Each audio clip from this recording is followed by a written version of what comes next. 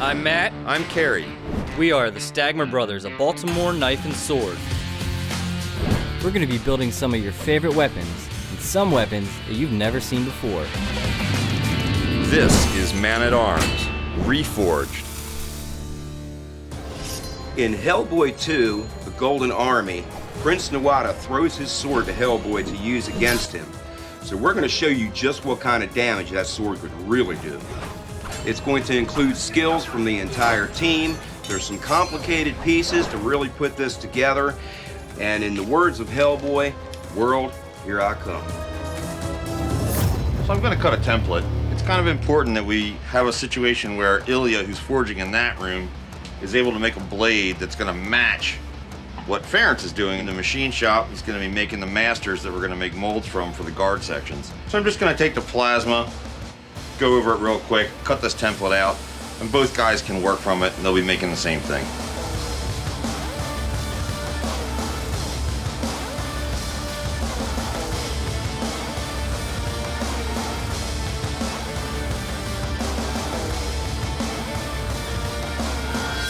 In the movie, the sword looks like either a meat cleaver or a straight razor.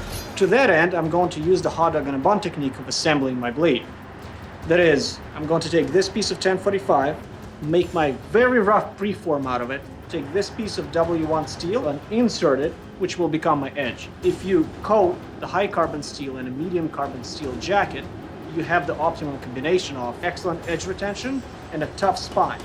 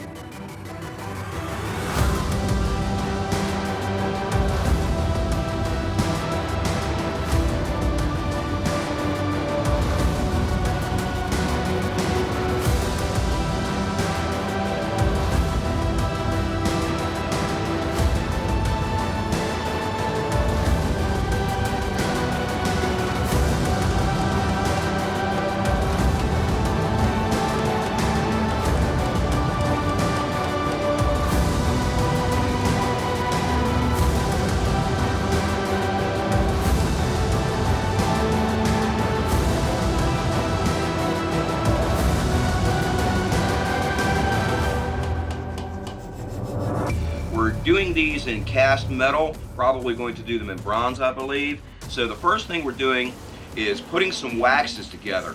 This is the pommel. We've already finished this. What we're doing now is we're going to take some more wax and we're creating some big blocks. Kerry has poured me another block that I'm going to add to this for this piece here on the sword. We're going to begin to shape this and start to do some of the pattern carving.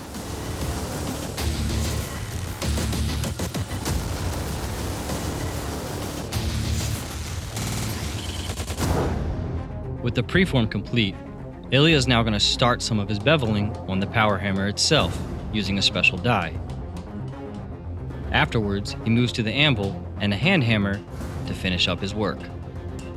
A sign of a true bladesmith is being able to forge your blade 90% of the way to shape. From here, the grinder can take it and it's smooth sailing from there.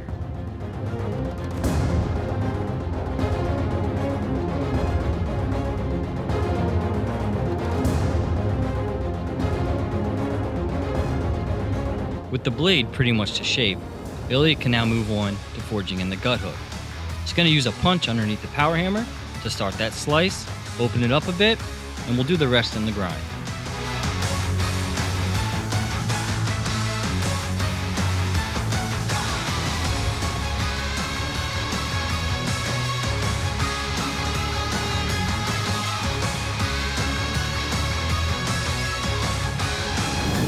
Alright, Ilya's done an awesome job forging our blade, mostly to shape. It's gonna make my grinding job a whole lot easier because that central ridge is already defined. But before I move on to grinding in our deep hollow ground edge and back fuller, I'm gonna go ahead and define our point a little more.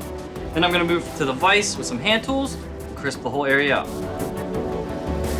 Matt's going to be using the large diameter wheels to hollow grind these blades. What you normally see us do is flat grinding, where we're going down the shape of the wheel. In this case, he'll be going sideways across the wheel, putting the convex surface of the wheel into the side of the steel.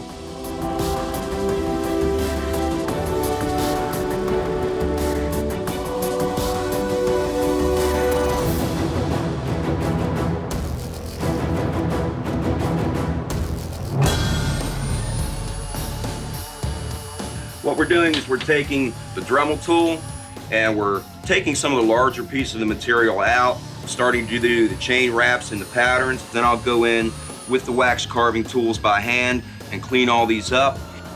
We're working in 3 different kinds of waxes here. It's a really big piece, so we've had to combine some pieces. Some are a little bit more flexible, so there's a bit of a challenge in working the 3 together.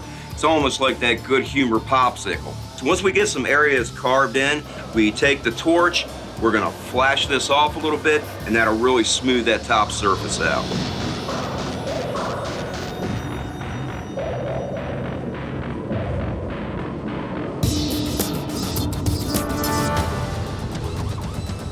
Firmly placing the blade in the vise, Matt now begins the forming of the gut hook.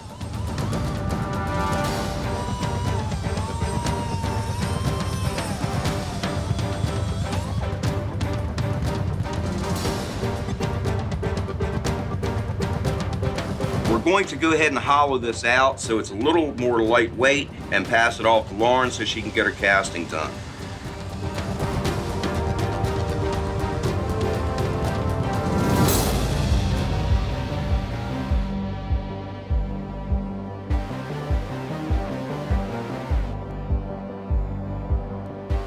Ilya brings this blade up to critical temperature and then quenches into preheated oil.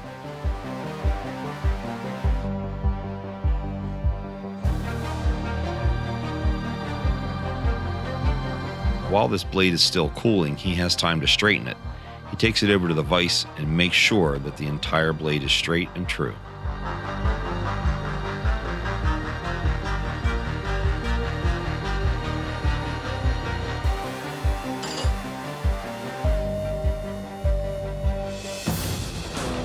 All right, our blade has now been quenched, and Ilya did a quick torch temper on the surface of the blade just to make it safe enough for me to grind. We're definitely gonna have to go back and do a full temper cycle on it after I'm done the grinding to make it safe to actually use. But I wanna get this thing ground to shape and in Ferenc's hands so he can do the actual wax sculpting on the real blade instead of just our template. I'm gonna change this 12-inch hollow on the back side to an 8-inch. If you look at the one in the movie, this is a deeper hollow than the front edge. Another thing that's very important is that I'm going to be using fresh belts from here on out. After heat treating, we don't want to get above 450 degrees anywhere or you'll ruin the hardness. So now that Ferenc is done carving the waxes, we're going to make molds out of them. I've added sprues which allow the wax to go into the mold when I go to pour it. One allows the air to go in and one allows the air to go out. So what I do next is I'm going to put the metal sleeve around it, tape it up into place, and then we're going to mix the mold compound and pour it in.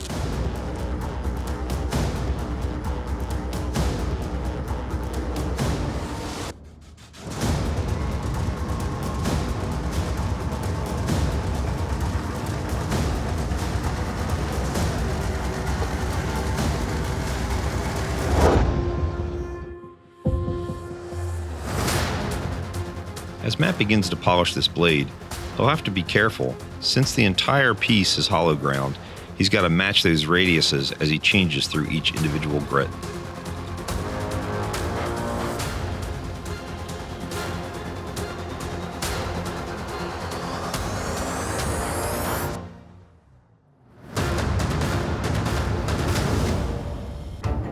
We have our waxes in the molds. The mold compound is set up. We've let it sit for 2 days so it's fully cured. What I'm gonna do now is take a couple of scalpels and I'll just go through. I'm gonna cut this apart, make sure that I've got that piece of rubber that's in the cavity still attached somewhere so that I can take the wax out and pour new waxes in. That'll give us the ability to highly detail the piece before we go in and do the castings. Pull out our master, Now we have a cavity here. I'm going to cut down in just to make it easier to take pieces out in the future. A little bit of baby powder. We'll put those metal side plates on it and put a rubber band around it, and then we'll just be able to pour wax into it.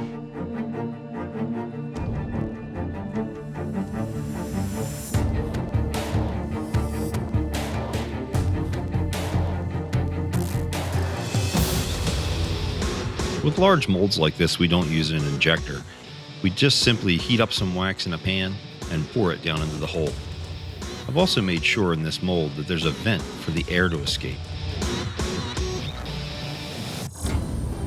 In Hellboy 2, The Golden Army, this blade is monosteel, meaning it's made from one fluid piece of steel. Now in this build, we've gone the extra mile and gave it a laminated edge. So I'm gonna go ahead and etch this blade for just a little bit to show the two different steels. Then I'll be able to repolish it, hand it off to Ferenc, and he'll do the design work down here on the shoulder.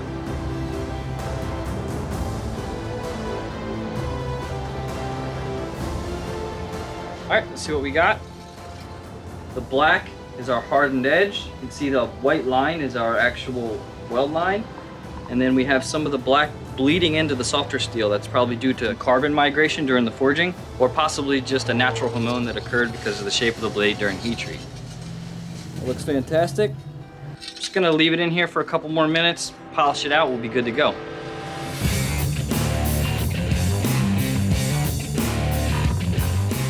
Here we go. It looks really good. So I'll do a little detail work in here where we have some air bubbles. Then we're gonna cast it. Let's see what this one looks like.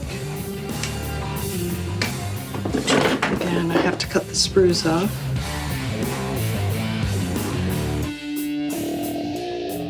And this one's even nicer. We just have a little bit of detail work to do around the edge. I have a few little air bubbles to fill, so it's just a little bit of time doing some work, and we're ready to invest.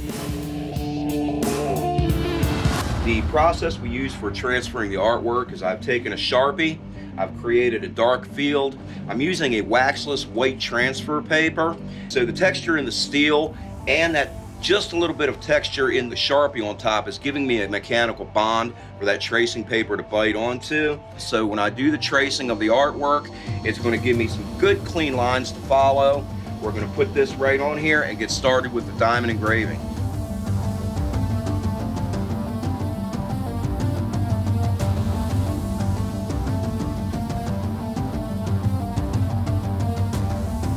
I'm using two different types of engravers. They're both reciprocal. That means they go in and out like a small jackhammer as opposed to rotary, like a Dremel tool or a grinder. With the smaller one, I can get a lot finer.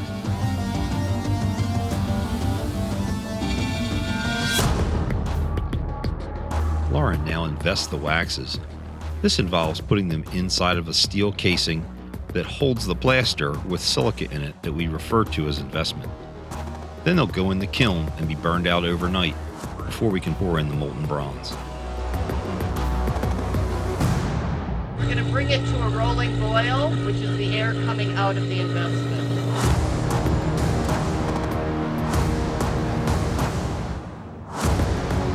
Pouring it slowly so that we don't trap air underneath the pommel.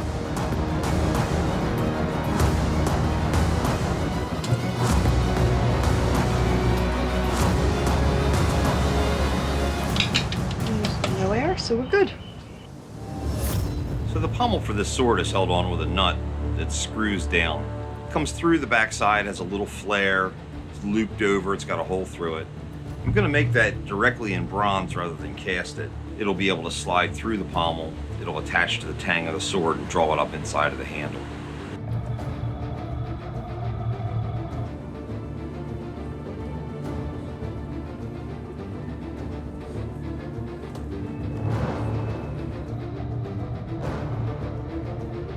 So from here, it's actually going to be easier to finish this out between the sanders and some files.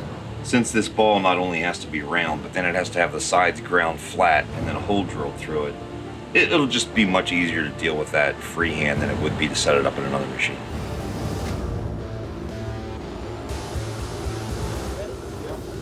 After all the wax carving and the molding and all the work up until this point, it's now come down to this, whether or not this bronze will turn out. Kerry removes the molten bronze from the furnace. He then moves to the casting machine and quickly pours it into the cavity.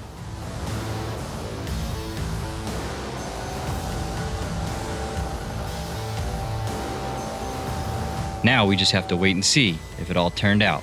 If not, we'll be doing the process all over again, and we just don't have the time.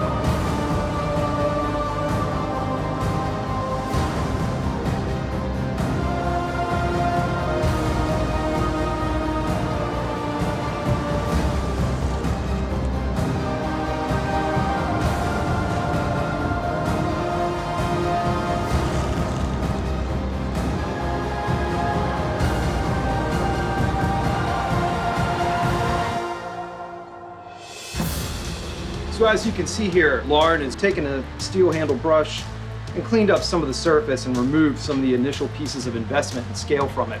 However, we need to get in a little bit more aggressively. So what we're going to do is we're going to take the wire wheel here, clean it up a little bit more before we get ready to go to our polishing phase.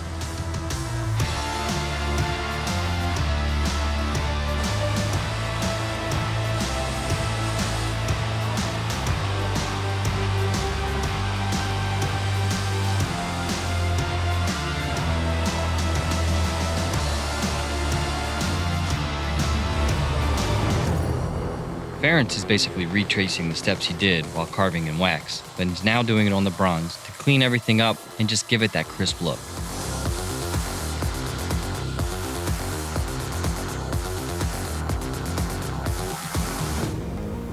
Alright guys, we're almost done. Ferenc has done an amazing job not only carving the waxes, but then going in after casting and recarving all the bronze. One of the very last things we have to do before we can put the whole sword together is to darken down our bronze and then buff some highlights onto it. So the way I'm gonna do that is use a little liver of sulfur.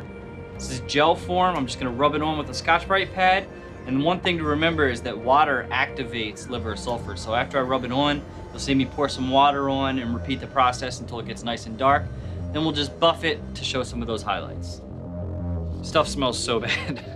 The sulfur is pretty overwhelming, but it's pretty appropriate for a Hellboy episode, you know. But once these sit for a while, it won't stink anymore. Just to get the highlights, all you do is kind of brush the surface. There you go, there's that. Let's do the little end cap piece real quick. Pommel's now done. We'll just buff it, bring out the highlights. You can hear Ferenc is in there carving on the handle. As soon as that's done, we'll repeat this whole process on the handle as well. We'll put this bad boy together. Hi, my name is Jim Frank. I'm a friend of Kerry and the rest of the guys in the shop.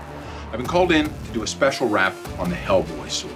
So you can see that there's been a wooden handle that's laid in between the guards. First, we'll wrap it with a black tape. That way, if there are any gaps in the braid, they'll be hidden. And then we're gonna wrap it with a cowhide that's been treated with braiding soap to make the braid lay down nice and smooth.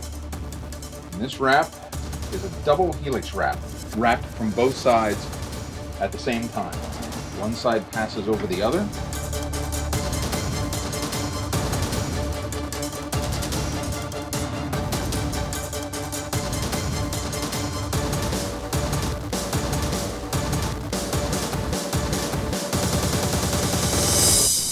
From the first time we saw this weapon, we knew it was going to be a good cutter, but it also has a lot of intricate detail.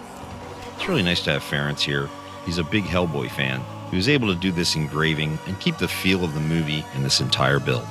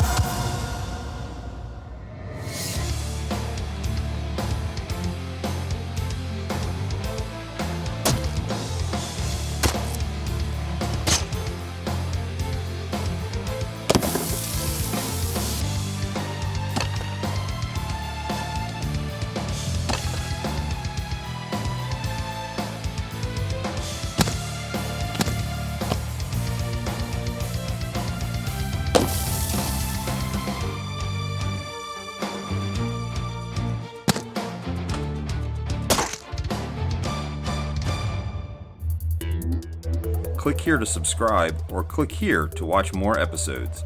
Thanks for watching Man-at-Arms Reforged. We need to know what you want the guys to build, so tell us in the comments below what weapons you want to see next.